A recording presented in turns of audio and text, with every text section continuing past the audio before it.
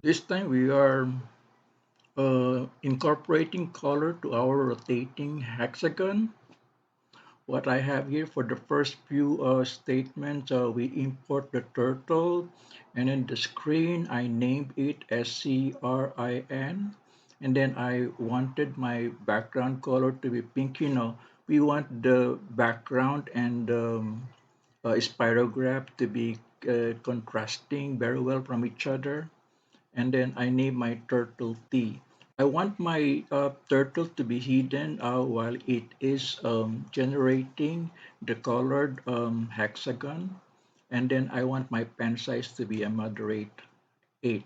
And then the speed, I want it to be a moderate 5. Now, for the next few lines here, I am actually creating 20 hexagons. And for these 4 lines here, I want that the lines be colored red, green, blue, red, green, red in that succession as I draw the 6 lines of the hexagon. Okay, and then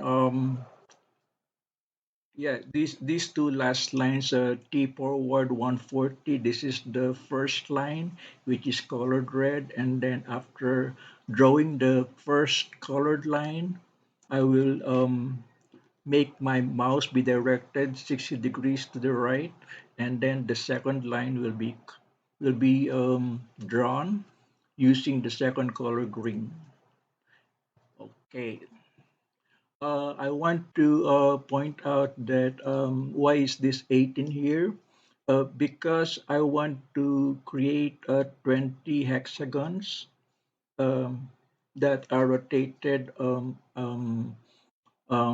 about a point here so that I can create 20 exactly hexagons without overlapping. I mean, without random overlapping. I make sure that the next hexagon after the first hexagon, it is directed 18 degrees to the left. And then the third hexagon will be directed 18 degrees more. And then the next hexagon will be directed 18 degrees more. Now here is the